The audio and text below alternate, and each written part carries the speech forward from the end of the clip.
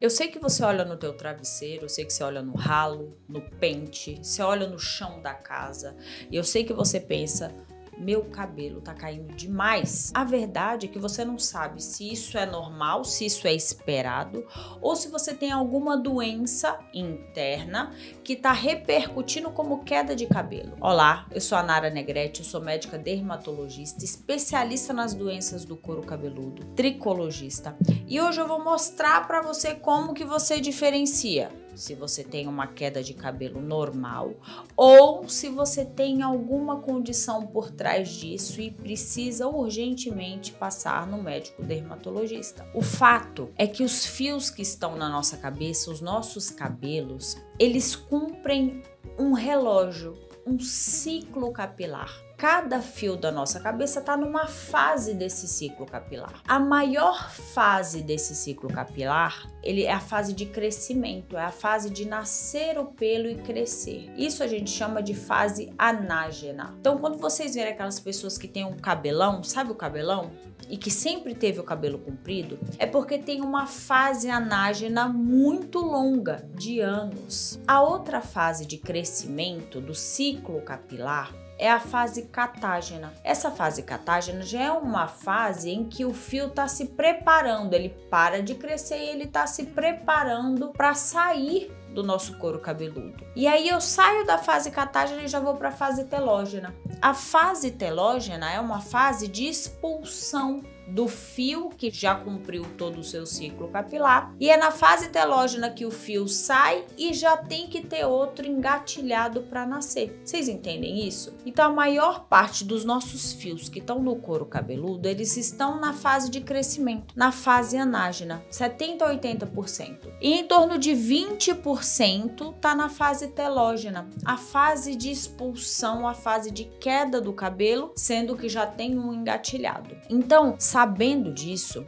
é esperado, gente, é esperado, é normal que os fios caiam, seja durante o banho, seja no chão da casa, seja no pente, no travesseiro, é normal que o cabelo caia. E vocês vão observar que o cabelo cai são fios longos, que é o fio que realmente precisa cair. Essa quantidade de fios que precisa cair gira em torno de 50 a 100 fios. Não é que você precisa sair contando o cabelo, não, o ponto não é esse. O ponto é que a gente sabe, a gente tem um basal. Fala assim, meu cabelo sempre caiu esse tanto. Porque é o tanto esperado para você, de 50 a 100 fios por dia. Agora, quando a gente foge a esse padrão, quando você observa e fala assim, meu cabelo está caindo demais, é porque ele fugiu da tua rotina. Ele fugiu daquele negócio de que você sabia a sua rotina, o seu habitual, a quantidade de cabelo que você espera na tua escova, por exemplo.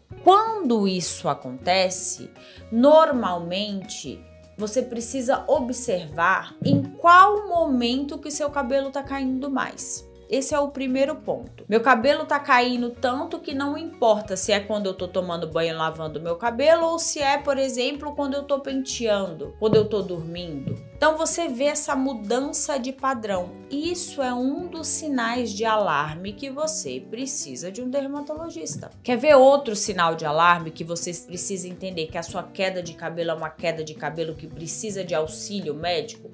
Foge à normalidade? É quando você observa que você teve uma queda de cabelo e começou a ficar rarefeito. O cabelo fica fino, o cabelo fica curto, é um cabelo que não cresce, entende? Começa a aparecer as entradas daqui do couro cabeludo e você vê, quando bate a luz, você já enxerga seu couro cabeludo. Então, depois de uma queda importante, aparecer esses sinais. Um sinal, por exemplo, de um rabo de cavalo que tá diminuindo. Você fala assim, meu Deus, eu prendia meu cabelo, parece que eu tinha muito mais cabelo. Caso você observe isso, pode ser que você tá desenvolvendo uma calvície masculina ou feminina. Pode ser que você teve uma queda de cabelo e aí foi o gatilho para você ter uma doença do couro cabeludo, que é determinada geneticamente. A alopécia androgenética, calvície, ela tem esse cunho genético. Então, alguém da sua família passou esse gene para você e você manifestou isso e apareceu logo depois de uma queda de cabelo. Então, veja que assim, muda o padrão da queda de cabelo, muda o padrão do couro cabeludo do seu cabelo e você tem que pensar em outras doenças, ou seja, você precisa de auxílio dermatológico, você precisa de auxílio do tricologista. Quer ver outro ponto importante? É você observar que a queda de cabelo, ela não é difusa, aparece um lugarzinho só sem cabelo.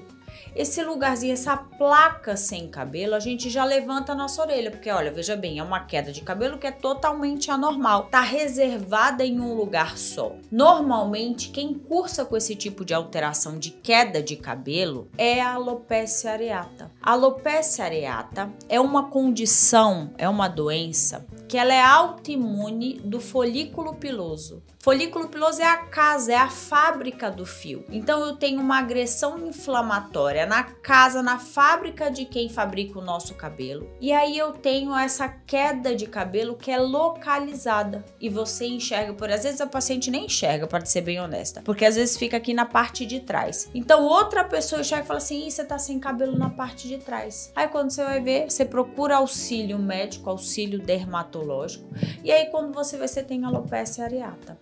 Tem tratamento e na hora que a gente começa a tratar, a gente deixa a doença sob controle, eu diminuo a inflamação, eu posso repilar essa área. Então veja, teve a queda de cabelo, mas a gente consegue colocar um fio novo para nascer. Então é uma alopécia, é uma queda de cabelo que ela é reversível, tá? Na maior parte dos casos, e a depender da extensão da alopécia areata, porque algumas vezes a alopécia areata ela é muito extensa. Então a gente vai repilando por partes, porque a gente precisa controlar a inflamação. O mesmo ponto é quando você tem a calvície masculina, a calvície feminina, que a gente consegue melhorar o fio que é fino, curto, que cresce muito mais devagar, a gente consegue tratar com medicações de uso contínuo, entenderam? E aí essas medicações podem ser de tomar, essas medicações podem ser de passar, então a gente consegue tratar uma alopécia androgenética, a gente consegue tratar uma alopécia areata. Agora você quer ver um ponto importante, que é quando você tem uma queda de cabelo, isso acontece com você, e essa queda de cabelo ela acontece localizada, não é uma queda difusa, mas ela pode ser difusa, ou seja, caiu o seu cabelo e não tá nascendo o cabelo no lugar.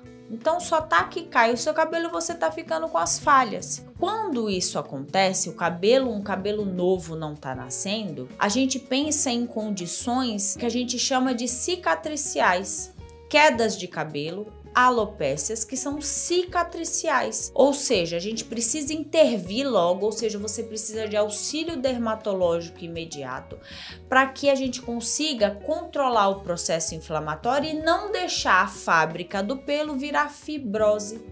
Não deixar a fábrica do pelo literalmente parar de produzir o pelo. Então, olha só, esses são sinais de alarme que eu tô deixando para vocês aqui nesse vídeo para vocês procurarem um dermatologista. Porque a gente tem uma premissa de que cabelo é tempo, né? O tempo é cabelo.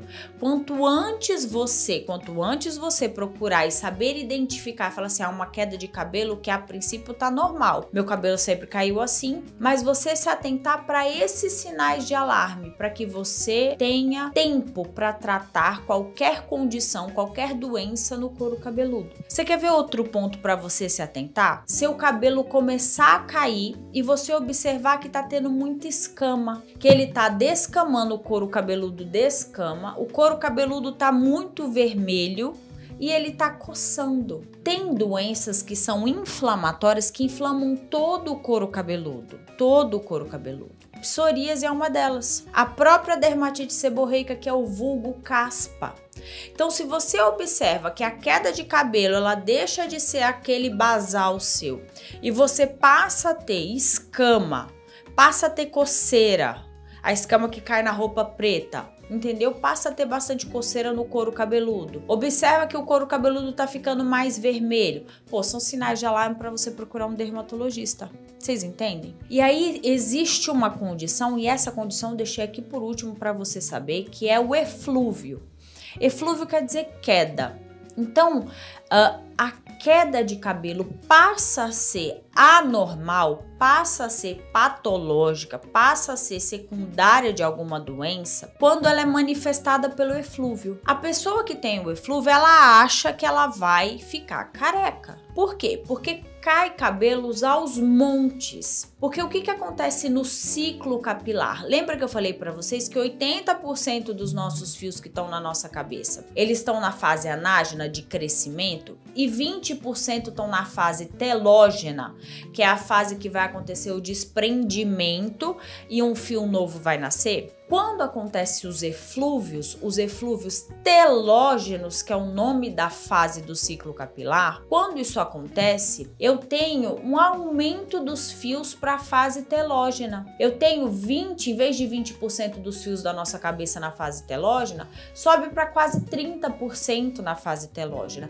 Então, o cabelo, os fios mais longos, a pessoa passa a mão no cabelo dela e ela vê se assim, meu Deus do céu, eu vou ficar careca. Mas o que acontece nos eflúvios telógenos, principalmente os agudos, é que alguma coisa aconteceu com você que esses fios eles migraram para essa fase telógena. Isso aconteceu, esse evento estressor aconteceu 2, 3 meses antes de você perceber a queda de cabelo anormal. Quais são esses eventos estressores? Então a gente tem vários eventos estressores já descritos na literatura. O primeiro deles que a gente sempre pergunta para vocês é se você, por exemplo, não teve alguma infecção, uma gripe muito forte, dengue, Covid. Se você não teve esse tipo de infecção, que normalmente são pelos vírus, ou uma pneumonia, ou uma infecção urinária, se alguma coisa aconteceu com você 2 a 3 meses antes da queda de cabelo se iniciar, da queda de cabelo anormal se iniciar. Quer ver outro evento estressor? Se você fez cirurgias. Fiz cirurgia da amígdala, fiz cirurgia bariátrica, fiz uma lipoaspiração. Não importa. Você teve um evento estressor metabólico. Então a pessoa fez uma lipoaspiração, deu 2 a 3 meses depois da lipoaspiração, ela tá linda e tá maravilhosa, mas o cabelo começa a cair. E o cabelo cai desesperadamente. A pessoa passa a mão assim e ela fala, meu Deus, eu vou ficar careca.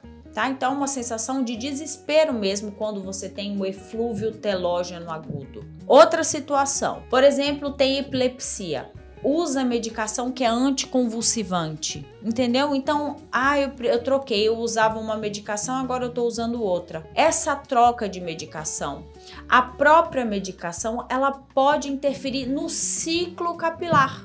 Essa própria medicação. Então, as trocas de remédios, e não é só anticonvulsivante não, anticonvulsivantes, antihipertensivos, então a sua medicação, por exemplo, para pressão pode fazer seu cabelo cair, estabilizadores de humor, então você que tem alguma condição psiquiátrica e que usa estabilizadores de humor, por exemplo, o lítio, saiba que seu cabelo pode cair, vocês entendem? E não só isso, gente, tem várias medicações, o próprio hormônio antitireoidiano pode fazer o cabelo cair quando você começa a tratar um hipotireoidismo ou um hipertireoidismo. Por isso que eu sempre falo que o cabelo é uma extensão da pele. E quando você vem passar em consulta comigo, por exemplo, eu preciso saber exatamente o que aconteceu. Eu preciso destrinchar uma coisa que a gente chama de anamnese, história clínica. Eu preciso destrinchar tudo isso a partir do meu raciocínio, buscar alterações no exame físico da pele, do cabelo e das unhas, para saber se, por exemplo, a sua queda de cabelo anormal é um reflexo, por exemplo, de uma anemia. Você tá com mioma, tá sangrando bastante, fica com anemia e tá perdendo ferro. Então, o ferro ele é um substrato para a produção dos fâneros, dos anexos, das unhas, dos cabelos, entendeu? Por exemplo, se você tem alguma alteração na tireoide, se você tem hipertireoidismo, se você tem hipotireoidismo, eu preciso saber disso. Então, às vezes a gente lança a mão de exames laboratoriais, mas são exames laboratoriais específicos para o que a gente pensa durante a anamnese, durante o exame físico. Para que a partir do momento que eu examine toda a sua pele, que eu veja as unhas, que eu veja o couro cabeludo, eu possa passar para um outro exame que é muito importante durante a consulta com a gente, com o tricologista, o dermatologista que é especialista nas doenças do couro cabeludo, que se chama tricoscopia. A tricoscopia, eu tenho um aparelho que é um dermatoscópio que eu consigo ampliar a minha visibilidade, eu consigo enxergar como que tá a casa, a fábrica do pelo do cabelo. E é nesse exame da tricoscopia que eu consigo enxergar quantos cabelos estão nascendo de um só folículo, de uma só abertura. Se esses cabelos estão todos do mesmo tamanho, se eles estão todos da mesma grossura, espessura, qual a cor desse cabelo. Eu sei, por exemplo, como que tá entre os fios, se tem algum sinal de inflamação. Eu consigo enxergar a caspa, a descamação. Eu consigo enxergar, por exemplo, se tem alguma coisa que está dificultando a saída do pelo. Então, a tricoscopia é o terceiro braço quando você que tem uma queda anormal, vai em consulta com o tricologista para poder investigar essa queda de cabelo anormal. Então, vejam todos os sinais de alarme que vocês observam, fiquem de olho nisso para você saber quando você precisa passar por um médico especialista nas doenças do couro cabeludo. Agora me diz aqui, e você? Você sabia de tudo isso? Você sabia desses detalhes? Me conta aqui nos comentários que eu já vou falar para você os próximos vídeos que a gente vai destrinchar, por exemplo, alterações hormonais que causam a queda de cabelo. Fica aí um tema para o próximo vídeo. Eu espero vocês. Se inscreve, compartilha esse vídeo com mais pessoas para que informação de qualidade chegue aonde precisa. Até!